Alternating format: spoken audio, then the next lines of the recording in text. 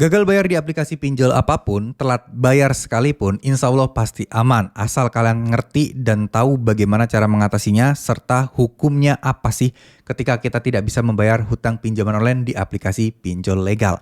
Oke, Assalamualaikum warahmatullahi wabarakatuh. Buat teman-teman semua yang mungkin sekarang sedang gagal bayar atau telat bayar, sebenarnya teman-teman tidak perlu khawatir. Karena semua galbe di pinjol legal itu insya Allah aman, tidak akan membuat kalian dipenjara dan tidak akan juga membuat kalian berurusan dengan polisi.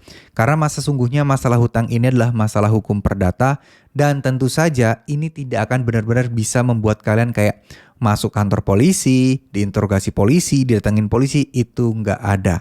Adapun ancaman-ancaman peringatan-peringatan bahwa akan ada polisi datang ke rumah untuk melakukan penagihan atau pendampingan penagihan itu hoax karena polisi tidak ada hubungannya di sana. Bahkan aparat negara pun juga tidak ada hubungannya di aplikasi pinjaman online. Nah, buat teman-teman semuanya yang menganggap bahwa utang pinjol itu resiko terberatnya adalah ya bisa disita harta kita, bisa masuk penjara, kalian salah besar. Kalau ngomong-ngomong soal di penjara, nggak mungkin karena untuk masalah tersebut kalian harus melakukan pelanggaran atau kriminal yang berat gitu ya. Tapi kalau untuk soal penyitaan barang juga itu juga hampir tidak mungkin menurut saya.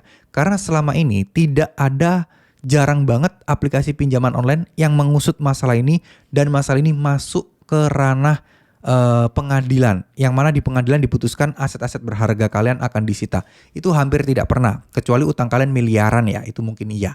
Tapi kalau utang kalian hanya sebatas dipinjol, saya rasa kasus-kasus seperti ini masih jarang banget terjadi. Jadi nggak perlu khawatir, nggak perlu takut, dan saya rasa teman-teman bisa melupakannya sejenak. Nah, ngomong-ngomong soal hutang pinjol ini tidak berbahaya dan memang apa adanya seperti itu, karena yang paling parah adalah cuman slik OJK, di mana slik OJK kalian akan di blacklist, akan berstatus kredit macet, dan tidak akan bisa pinjam di tempat yang lain. Tapi menurut saya itu bukan sesuatu yang parah gitu ya, bukan sesuatu resiko yang merugikan kalian yang gimana-gimana gitu ya. Enggak teman-teman. Tapi ini adalah sesuatu yang memang harus kalian lalui, harus kalian lewati, dan itu bisa diperbaiki suatu saat nanti. Nah, sekarang yang jadi masalah di sini adalah bagaimana sih caranya agar kita bisa tetap tenang, kita bisa tetap pasrah, kita bisa tetap ikhlas menghadapi semuanya, dan bersabar sampai menemukan solusi yang tepat. Jawabannya sederhana, tingkatkan doa, tingkatkan ibadah, dekatkan sama Allah, curhatlah sama Allah, selalu meminta pertolongan sama Allah. Itu udah paling benar, paling gampang ya. Karena apa? Karena dengan berdoa kalian bisa berpikir lebih optimis. Kalian bisa membesarkan hati kalian, kalian bisa lebih ikhlas, kalian lebih yakin apapun yang terjadi, insya Allah kalian pasti akan aman. Itulah intinya sebenarnya. Jadi kalian tidak perlu takut, kalian tidak perlu cemas, kalian juga tidak perlu memikirkan hal-hal yang mungkin belum tentu terjadi. Karena kebanyakan masyarakat menghadapi masalah pinjaman online itu rata-rata mereka selalu stres, berpikiran yang tidak-tidak dulu ya. Wah, nanti kalau DC-nya datang kayak gini gimana? Wah, nanti DC-nya teriak-teriak gimana? Wah, nanti DC-nya akan menyita barang-barang saya gimana? Nah, itulah yang kerap kali terjadi, pemikiran-pemikiran seperti itu, dan harapan saya teman-teman tidak dalam salah satu orang-orang seperti itu. Teman-teman mulai untuk berhenti dari hal-hal semacam itu. Dan saya yakinkan teman-teman semua insya Allah semuanya akan baik-baik saja. Insya Allah semuanya pasti akan kembali normal lagi. Insya Allah semuanya pasti akan bisa kalian bereskan selama kalian bisa menata kehidupan dan perekonomian kalian. So, buat teman-teman semua yang gagal bayar atau telat bayar, sekali lagi saya ingatkan, tidak usah takut. Saya tidak akan berbicara panjang lebar, karena sebenarnya sejatinya adalah yang bisa menyelesaikan semua masalah ini adalah diri teman-teman sendiri. Yang bisa mengontrol pikiran adalah diri kalian sendiri.